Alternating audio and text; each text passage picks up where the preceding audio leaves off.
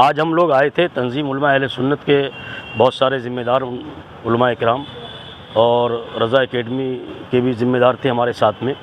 हम डीसीपी साहब के पास इसलिए आए थे कि जो ज़िला गाज़ियाबाद में डासना में जो बाबा है वो बार बार मतलब उल्टी सीधी हरकतें करता है, यती नरसिंहानंद, और उनने अभी कुछ ही दिन पहले फिर हमारे नबी हज़रत मोहम्मद सल्लल्लाहु अलैहि वसल्लम की शान में गुस्ताखी की है और एकदम बहुत ज़्यादा ख़तरनाक तरीके से जो उसने बोला है तो वो बर्दाश्त के बाहर है। वो चीज़ अभी इतना बर्दाश्त हो चुका है कि बार बार मतलब कहने का वही चीज़ें सामने आ रही हैं।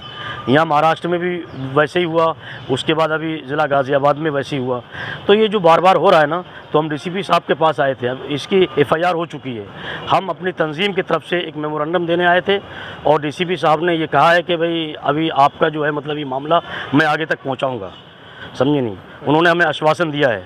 तो हमने जो है आज डीसीपी साहब से मुलाकात की, उन्होंने हमें आश्वासन दिया और इंशाअल्लाह हमें उम्मीद है कि इस तरह के जितने भी शैतान लोग हैं जो किसी दूसरे धर्म के ख़िलाफ़ जो आवाज़ उठाते हैं या बोलते हैं तो उनके ख़िलाफ़ ज़रूर कार्रवाई होगी, हम ऐसी उम्मीद करते हैं। जैसे कि आप सब देख रहे हैं कि हमारे भिवंडी के उलमा सब यहाँ मौजूद है। डीसीपी ऑफिस इन्होंने हमें 3 बजे का टाइम दिया था और रज़ा एकेडमी के मेंबर भी यहाँ मौजूद है।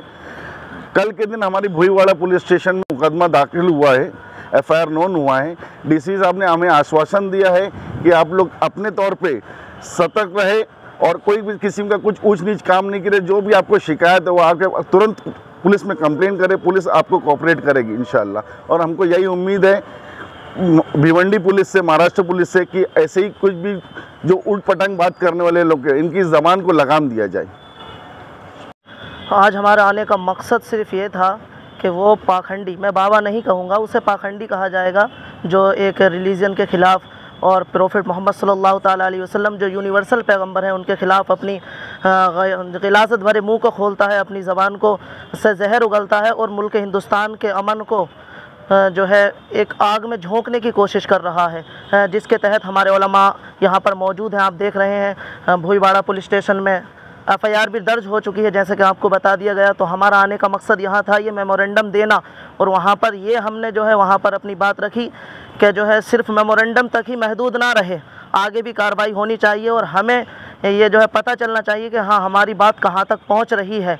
तो हमें आश्वासन दिया गया, शांति बनाए रखने का जो है हमसे अपील की गई, और हम जो है यहाँ पर हुकूमतों से और जो है अदलिया से, सुप्रीम कोर्ट से, जो उसकी सुप्रीम कोर्ट का जो ऑर्डर था, जिस कंडीशन पर जो है ज़मानत मिली थी उसकी भी जो है मुखालफत की है उसने, तो उस पर जो है सख्त से सख्त एक्शन लिया जाना चाहिए ताकि मुल्क हिंदुस्तान की खूबसूरती, जो यहाँ की शांति है वो बनी रहे, हमारे जो है इस शहर की शांति बनी रहे। तो इसीलिए हम यहाँ पर आए और हमारी बात को सुना गया और हमें आश्वासन दिया गया और हमें उम्मीद है कि हमारी बात आगे तक जाएगी और इंशाअल्लाह उस पर कार्रवाई भी होगी।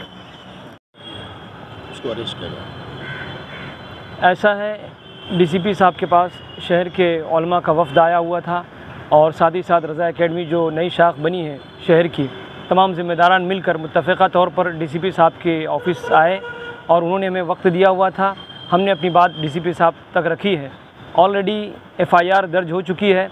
अब हम बिलखुसूस डीसीपी साहब के पास इसलिए आए कि उस शख्स ने जिसने इस तरह की वाहियात हरकतें की हैं, और ऐसा नहीं है बल्कि इससे पहले भी इन्होंने मज़हबी रिलीजियस सेंटिमेंट्स को, मज़हबी जज्बात को भड़काने का काम किया है और इस तरीक़े का ये काम करते रहते हैं। पता नहीं इसके पीछे किसका हाथ है, पॉलिटिकल लोगों का हाथ है या फिर किसका हाथ है। बहरहाल इस शख्स पर यानी नरसिंहानंद जो है वो गाज़ियाबाद डासना से ताल्लुक़ रखता है, इस शख्स पर कड़ी कार्रवाई करनी चाहिए। और हमारी मांग तो ये है कि कोर्ट के ज़रिए से जो भी हुक्म जो है, कोर्ट के ज़रिए से जो कुछ भी हमारे कानून में जो कुछ नाफिज होता है और कानून में लिखा हुआ है, उस लिहाज से इसे कड़ी सज़ा दी जाए ताकि जो है आवाम का एतमाद बहाल हो और लोग जो है पुरसुकून अंदाज में अपने मुल्क के क़वानीन पर अमल करते हुए सुकून और इत्मीनान के साथ जो है वो अपने शहर में, अपने मुल्क में रहना, गुज़र बसर करना जो है वो गवारा समझे और मुनासिब तरीक़े से अमन व अमान को बरकरार रखें।